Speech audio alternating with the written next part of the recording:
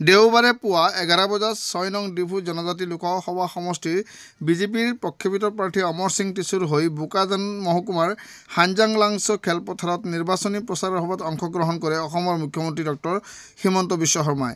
হেলিকপ্টাৰযোগে আকাশমাৰ্গেৰে হানজাংলাংছত উপস্থিত হৈ ৰাইজক বিজেপি প্ৰাৰ্থী অমৰ সিং টিছুক বহুমূলীয়া ভোটদান কৰি ৰাইজৰ সৰ্বাংগীন বিকাশ আৰু উন্নয়নৰ স্বাৰ্থত নৰেন্দ্ৰ মোদীক তৃতীয়বাৰৰ বাবে প্ৰধানমন্ত্ৰী পদত অধিষ্ঠিত কৰিবলৈ আহ্বান জনায় মুখ্যমন্ত্ৰীগৰাকীয়ে। আজিৰ প্ৰচাৰ সভাত মুখ্যমন্ত্ৰী ডক্টৰ হিমন্ত বিশ্ব শৰ্মাৰ উপৰিও বিধানসভাৰ উপাধ্যক্ষ ডক্টৰ নুমল মমিন, পৰিষদৰ CEM ডক্টৰ তুলিৰাম ৰখাং, প্ৰাৰ্থী অমৰ সিং টিছু আৰু বিজেপিৰ কেইবাগৰাকী শীৰ্ষ নেতাকৰ্মী উপস্থিত থাকে বুলি জানিব পৰা গৈছে।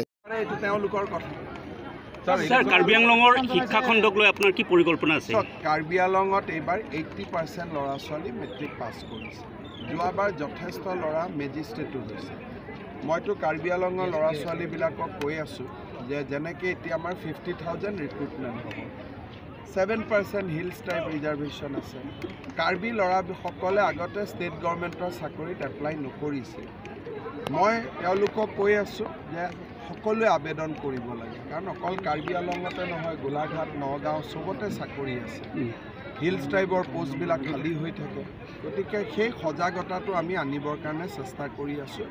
আৰু বাকী কমিউনিটি অসমততো তেনেকুৱা কোনো কথা নাই, চব কমিউনিটি এপ্লাই কৰিব পাৰে। ছাৰ, ডিফু মেডিকেল কলেজখন এখন ৰেফাৰ মেডিকেল কলেজলৈ থাকি গ'ল ছাৰ। এতিয়া 5 বছৰ হোৱাৰ পিছত পষ্ট গ্ৰেজুৱেট আহে। এই বছৰ আমি ডিফু মেডিকেলত পষ্ট গ্ৰেজুৱেট এপ্লাই কৰিছোঁ। এখন মেডিকেল কলেজ কমপ্লিট ডাঙৰ হওঁতে 10 বছৰ লাগে, কাৰণ প্ৰথম 5 years MBBS, তাৰ পিছৰ বছৰ MCI পষ্ট গ্ৰেজুৱেট খুলিব দিয়ে, যিবিলাক ব্ৰাঞ্চ আছে। সেই ব্ৰাঞ্চৰ পৰা ডক্টৰ পাছ কৰোঁতে 3 বছৰ। গতিকে যেনেকৈ সন্তান গৰ্ভত 10 মাহ 10 দিন থাকে, তেনেকৈ এখন মেডিকেল কলেজ ডেভেলপ হওঁতে 8 to 9 years লাগে। গতিকে সেইটো এটা তাৰ চাইকেল, সেইটোক আমি সৰু কৰিব নোৱাৰোঁ। ছাৰ, 6 শিডিউলৰ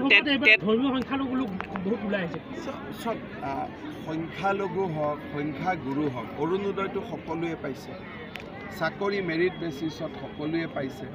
গতিকে মই ভাবোঁ যে সকলো শ্ৰেণীৰ মানুহে বিজেপিৰ প্ৰতি আকৃষ্ট হৈছে আৰু ভাল চৰকাৰ, দেশত শান্তি আছে, কোনো কনফ্লিক্ট নাই, কাজিয়া পেচাল নাই।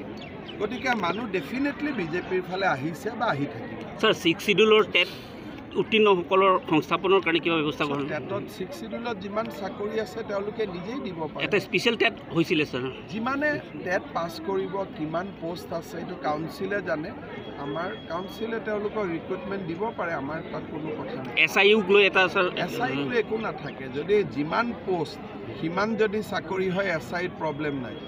কিন্তু যোৱাবাৰ কাৰ্বি আংলঙত প্ৰব্লেম আছিল কি যে টেট পাছ নকৰা কিছুমান ল'ৰা ছোৱালীকো চাকৰি দি দিছিল। গতিকে যদি বৈধ নিয়মত চাকৰি হয়, তেতিয়াহ'লে SIU বা কিবা এইবিলাকতো 2-3 ঘণ্টাৰ কথা।